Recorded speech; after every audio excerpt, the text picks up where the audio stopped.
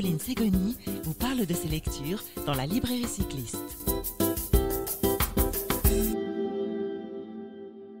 Bonjour, bienvenue dans cette nouvelle émission de la librairie cycliste. Aujourd'hui, nous accueillons la famille Pache pour évoquer leur vie nomade avec leur loustic. Une vie remplie de découvertes, de belles rencontres, d'école à l'attente, de nombreux moments de vie que nous allons partager aujourd'hui avec la maman de la tribu, Céline. Bonjour Céline. Bonjour à tous. Quel bonheur de t'avoir en ligne. Où est-ce que vous êtes aujourd'hui pour pouvoir échanger avec nous ? Là, actuellement, on est en Suisse. Donc, nous sommes pour quelques mois en Suisse avant de poursuivre notre vie nomade. Super. Alors, on va plonger dans le vif du sujet aujourd'hui puisque pour la librairie cycliste, j'ai décidé de partager avec les auditeurs le gros coup de cœur que j'ai eu pour le très beau livre que vous avez réalisé l'année dernière, qui est paru aux éditions Favre, qui s'intitule « Famille nomade à vélo, une vie d'aventure et de mystère sur les routes du monde ». Alors ça, c'est tout un joli programme qui m'a plu dès le titre, je ne le cache pas. Je vais planter le décor pour les auditeurs avec quelques chiffres clés qui vont, je pense, aiguiser autant votre curiosité que la mienne. Vous parcourez les routes du monde depuis plus de 10 ans. Il y a près de 80 000 kilomètres qui s'affichent au compteur de vos vélos. Vos 2 filles sont nées en chemin et tu les as allaitées pendant 6 ans, tout cumulé. Alors tout d'abord, bravo Céline. Merci. C'est des chiffres qui amènent de nombreuses interrogations et j'ai envie, avant de te les poser, de vous partager un court extrait tiré des 262 pages que vous avez écrits en famille. C'est toi qui parles. Qui sommes-nous ? Un jour, nous avons quitté ce qui crée notre identité aux yeux de la société. Cela s'est fait en une rencontre, au premier contact. Lorsque je croise Xavier pour la première fois, il me parle déjà de rejoindre la Nouvelle-Zélande à vélo. Je suis tombée amoureuse de cet homme dont les rêves sont sans limite. Et j'ai compris qu'il ne se contentait pas de les imaginer, il manifestait ses visions et se donnait le droit de les vivre. Alors déjà Céline, bravo parce que tu as une magnifique plume. Je dois vraiment vous confier que lorsque j'ai découvert ton livre, je ne l'ai plus lâché. Et j'avoue aimer m'y replonger avec plaisir après une journée derrière mon écran d'ordinateur. Je m'évade avec vous. Alors cette fois, je te laisse la parole. Je voudrais que tu nous expliques pourquoi ce livre, comment est né ce projet et comment vous l'avez organisé. C'est une longue histoire ce projet de livre, c'est-à-dire qu'il est né vraiment dans les grands espaces du Nord. Notre deuxième projet, on a fait un projet qui rejoignait finalement la Suisse à la Nouvelle-Zélande. Ça, c'était notre premier projet qui a duré 5 ans, dans lequel notre première fille, Naïla, est née. Et puis, on a eu ce deuxième projet qui s'appelle les grands espaces du Nord, parce qu'on a eu vraiment à l'intérieur de nous l'appel du Grand Nord. Et puis après plusieurs années déjà dans ce projet, on s'est retrouvés dans le Yukon, donc dans les territoires du nord du Canada. Et puis, on est resté pendant un hiver. Et puis, ça, c'était une belle histoire parce qu'en fait, on est resté dans cet endroit à cause d'un ours qui a fait, en fait, cette rencontre avec cet ours a fait qu'on est resté après pendant un hiver dans une petite communauté à 200 km des premiers magasins. Et cette petite communauté s'appelle Ince Junction. Et c'est là qu'a commencé à germer vraiment l'idée de ce livre où le but, c'était vraiment de plonger les lecteurs à la fois dans les images, donc dans l'imaginaire de l'image avec vraiment des photographies qui représentaient un peu les différentes ambiances qu'on a pu vivre et en même temps porté par le message qu'on avait envie de passer. Puis ce message, c'est vraiment la confiance en la vie et puis tous ces petits signes qui nous guident le long du chemin. Alors c'est vrai que nous, on a l'impression que qu'il y a eu plein de moments dans notre périple où il y a des hasards qui étaient complètement impossibles, qu'il y a eu des coïncidences qui étaient improbables et que du coup, ces coïncidences étaient bien plus que des coïncidences. Finalement, c'était des signes pour nous guider le long du chemin. Mm-hmm. Et quand on regarde derrière nous ces 10 dernières années, finalement, c'est comme si notre chemin avait été guidé. C'est comme si on était appelé par les lieux pour aller y découvrir quelque chose. Souvent, une culture, un paysage, une vibration de la terre, mais aussi aller découvrir quelque chose à l'intérieur de nous. Et c'est quelque chose que vous partagez justement avec les lecteurs, c'est vraiment, vous nous embarquez avec vous, on est sur les routes avec vous, on partage vos joies, vos doutes, toutes vos rencontres, c'est magnifique. Les photos sont splendides, je crois que c'est ton mari Xavier qui est aux commandes de l'appareil photo ? Oui, exactement. Donc Xavier, vraiment, c'est lui qui est photographe, c'est lui qui image finalement notre périple et toutes nos aventures et notre vie finalement de nomade. Et puis moi, je suis plutôt à l'écriture, donc je suis anthropologue, donc je vais justement utiliser voilà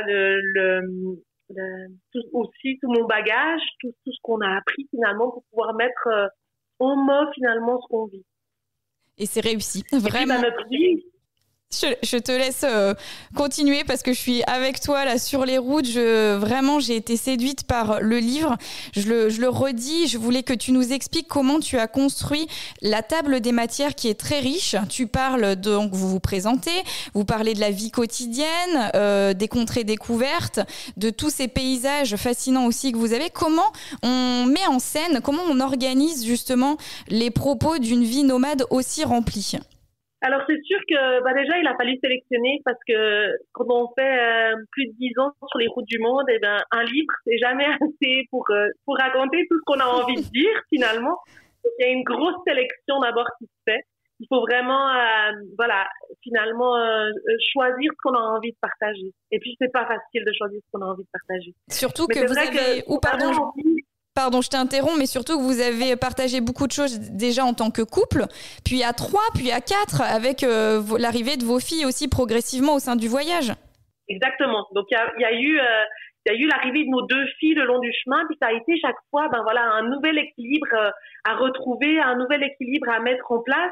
Et puis pour pouvoir le faire, ça lui a demandé quand même beaucoup de courage. Il a fallu s'alléger, que ce soit finalement physiquement, c'est-à-dire que évidemment quand on part sur les routes avec un enfant, on n'a pas grand-chose. Donc on prend l'indispensable et puis après on sélectionne l'essentiel de cet indispensable pour pouvoir être sur les routes du monde et pour pouvoir tout transporter sur nos vélos. Et puis l'idée après c'est aussi de pouvoir s'alléger émotionnellement. Parce que quand on part avec notre bébé qui a juste 5 mois sur les routes du monde, il faut pouvoir justement laisser partir quelque peurs, ou en tout cas les prendre par la main, les accueillir pour pouvoir finalement continuer. Parce que c'est vrai que notre vie, c'est vraiment, pour nous, c'est vivre, explorer, partager, inspirer. Alors vivre, c'est vraiment, l'idée c'est de vivre, aller vraiment jusqu'au bout de nos rêves, aller jusqu'au bout de ce qui vibre pour nous, et puis oser plonger dans l'inconnu, parce que chaque matin finalement on ouvre la toile de notre tente, et puis on sait jamais où on va aller, on sait jamais où on va dormir, et donc on est dans un parfait inconnu constamment, mais en même temps on est complètement en interconnexion avec la nature, c'est-à-dire qu'on vit vraiment une vie en pleine nature, et je pense que c'est absolument magnifique. On est des ambassadeurs de la vie en pleine nature, et pour les enfants c'est tellement important de pouvoir vivre de cette nature. Il y a un tel apprentissage. Dame Nature est un merveilleux enseignant pour finalement les enfants, et il les aide tellement, ça aide tellement à se développer dans une manière l'ouverture sur le monde, la curiosité, tu l'expliques très bien dans ce que tu appelles l'école à l'attente, mais aussi finalement l'école au fil des chemins, et on découvre tout ça avec bonheur. Alors il y a ce livre, donc je rappelle le titre, Famille nomade à vélo, une vie d'aventure et de mystère sur les routes du monde, qui est paru en décembre 2021 aux éditions Favre, mais on peut également vous suivre sur votre site et les réseaux sociaux que vous actualisez régulièrement. Exactement. Donc on peut être sur nos sites, donc on a Instagram, on a Facebook, donc vous pouvez sans autre. Notre site c'est www.ylia.ch, et puis là il y a vraiment toutes les informations de tout ce qu'on fait. On écrit aussi pour le magazine par exemple Grandir autrement. Justement, j'écris des articles pour ce magazine. On fait aussi de nombreux tests de matériel.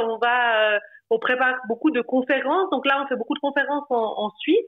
Mais on fait aussi des webinaires qui peuvent être à distance. Et puis, moi, je fais aussi des séances de coaching ou de guidance dans lesquelles, j'accompagne les gens pour vraiment qu'ils soient à l'écoute de ce qui vibre en eux et qu'ils arrivent finalement à plonger dans l'inconnu. Super. Donc, on va retrouver toutes ces actualités, ces informations, j'imagine, de manière détaillée, au même titre que toutes les infos sur le livre, sur le site. Je te laisse redonner l'adresse.